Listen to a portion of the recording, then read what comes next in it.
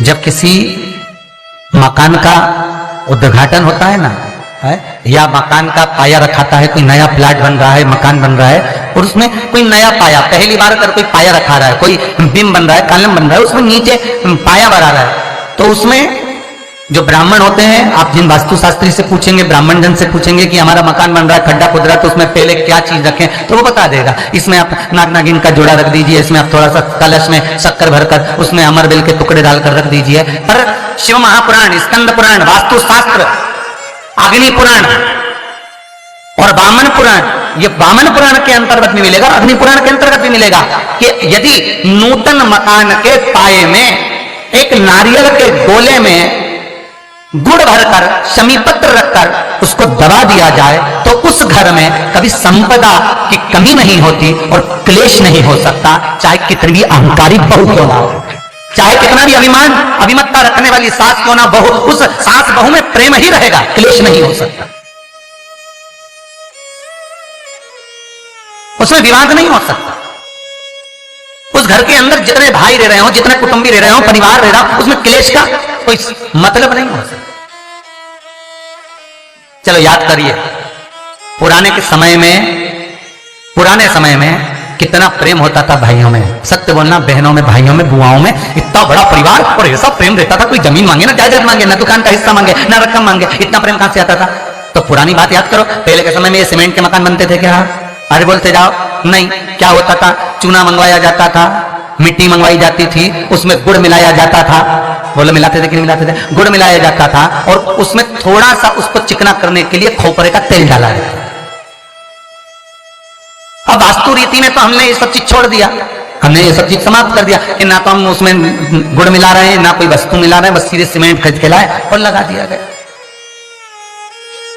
पर उसका वास्तु तत्व क्या है, उसका वास्तु आना, जैसे कोई बहुत बीमार व्यक्ति है, बहुत बीमार है, बहुत बीमार, और उसको कोई औषधि नहीं लग रही, उसको कोई औषधि काम ही नहीं कर रही, तो आप जब उसको भोजन कराएं, पानी पिलाएं, आप उसको कुछ भी खिलाएं, चाहे जूस पिला रहे हो, भोजन करा रहे हो, चाहे सूप पिला रहे हो, उसका मुख यदि आप पूर्व में रखकर खिलाएंगे तो 15 दिन के अंदर वो अपने हाथों से भोजन करना चालू कर देगा, 15 से 16वां दिन नहीं होगा। पर यदि आप उसको उत्तर का मुख रखकर, आप उसको पश्चिम का मुख रखकर बीमार व्यक्ति को अगर भोजन कराएंगे, दक्षिण का मुख रखकर भोजन कराएंगे तो उसको औषधि लगने में बहुत समय लगता है महाराज, औषधि, इसको 15 दिन बहुत हो गए, बहुत। जैसे दक्षिण की ओर मुख कर भोजन करने वाले व्यक्ति का उदर, पेट, वो कहते हैं ना रोग हो जाते, पेट के रोग बहुत सारे हैं महाराज, बहुत रोग है महाराज, पेट से जुड़ा हुआ कब्ज का भी देवे, गैस का भी देवे और ना जाने जाने कितनी कितनी बीमारियां उसके अंतर्गत हो जाती हैं। तो ये सारे रोग कैसे होते हैं? दक्षिण में बैठकर अगर आप मुख कर भोजन कर रहे हो तो पेट से जुड़ा हुआ रोग कभी जिंदगी में समाप्त नहीं हो सकता। 50 गोली खा लो, 50 ऑपरेशन करा लो, 50 तरह के डॉक्टर को दिखा, मतलब ये पता है कि आप दक्षिण की ओर बैठकर, दक्षिण की ओर मुख कर आप भोजन ग्रहण कर रहे हो तो आपको वो दुख तो ग्रहण करना ही पड़ेगा, वो दुख तो आपको झेलना ही पड़ेगा।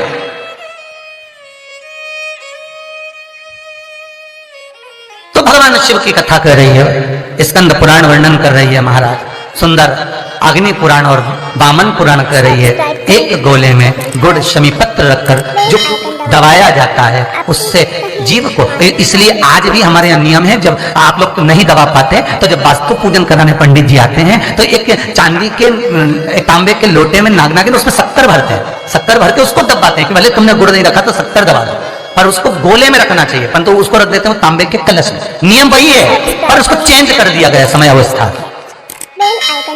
में कर दिया कि उसमें तांबे का कलश रखो, चांदी का नाग नागिन रखो, शक्कर भरो, फिर दबा। और नियम वो है कि नारियल का गोटा हो, गुड़ भरा हो, उसमें भले तुम नाग नागिन रखो चाहे कुछ भी रखो, पर शमी पत्र अगर रख दिया तो नाग नागिन की भी जरूरत नहीं है, शमी पत्र रख दिया तो वास्तु की मूर्ति रखने की भी जरूरत नहीं है। शमी पत्र में 33 कोटि देवता एक एक पत्ती के रूप में उस शमी पत्र के भीतर विराजमान रहते हैं, जिसको हम विराजमान कर रहे हो, सुख समृद्धि वैभव आनंद दे। बेलपत्री के पेड़ के नीचे हल्दी का शिवलिंग का निर्माण करो, हल्दी पिसी हुई हल्दी का शिवलिंग का निर्माण करो, उसका पूजन कर घी का दिया लगाकर भगवान शंकर की वही हल्दी का शिवलिंग का तिलक अपने हृदय पर अपने हृदय पर, चाहे पुरुष हो चाहे स्त्री हो, अपने हृदय पर कंठ के पास उस तिलक को लगाएं और बाबा का विसर्जन उसी बेलपत्री के पेड़ के नीचे जल डालकर कर दें। महाराज यश मिलना प्रारंभ हो जाता है। केवल ये यश के लिए ही नहीं होता, इसका एक क्रम और है। मान लो आप किसी मीटिंग में बैठे हो, किसी अच्छी जगह पर बैठे हो, किसी कंपनी के इंटरव्यू में बैठे हुए हो, कोई कंपनी आपके कॉलेज में आई है और आप उसमें सिलेक्ट नहीं हो रहे, तो उसके लिए भी ये कार्य पूर्ण है उसके लिए। और ये कहां पर भी काम आता है महाराज। मान लो आप किसी कार्य के लिए जा रहे हो और वो कार्य बहुत जरूरी है कि इस व्यक्ति से मुझे ये पैसे निकलवाना है, इस व्यक्ति से मुझे ये काम निकलवाना है, और वो व्यक्ति बहुत दिन से हाथ में आ ही नहीं रहा, तो उसके लिए भी ये कार्य किया जाए। अर्थात कीर्ति शुद्ध हो, पवित्र हो और यश की प्राप्ति। हल्दी का तो स्त्री कहे कि हम शंकर की आराधना कर सकते हैं, हाँ। और स्त्री कहे हम शिव को स्पर्श कर सकते हैं, हाँ, क्यों नहीं। क्या हम हनुमान चालीसा पढ़ सकते हैं, क्यों नहीं। अगर सुंदरकांड पढ़ सकते हैं, क्यों नहीं। हनुमान और शिव एक ही है, हनुमान और शिव एक ही स्वरूप है, और उस स्वरूप का स्पर्श होना कोई गलत नहीं। कई लोग कहते हैं हनुमान जी के मंदिर में दिया लगाएं कि ना लगाएं, क्यों नहीं। भगवान शंकर पर जो जल चढ़ता है वो उत्तर दिशा की ओर क्यों जाना चाहिए, ठीक है।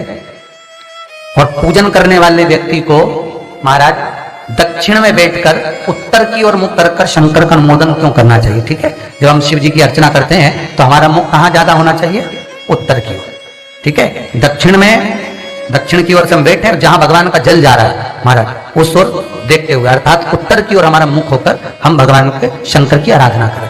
जैसे पूर्व अभिमुख होकर शिव की जो आराधना करी जाती है वो एक श्रेष्ठता का फल देती है, फल देगी, मना नहीं है। पश्चिम की ओर मुख कर जो शंकर की आराधना करी जाती है उसका फल मिलेगा, मना नहीं है। पर दक्षिण में बैठकर उत्तर की ओर मुख कर जब हम शंकर की आराधना करते हैं उसका जो फल होता है वो शीघ्र प्राप्त होता है। पर ज्यादातर लोग कैसे करते हैं, आप लोगों ने भी तो करा होगा, बोलो जरा जमकर।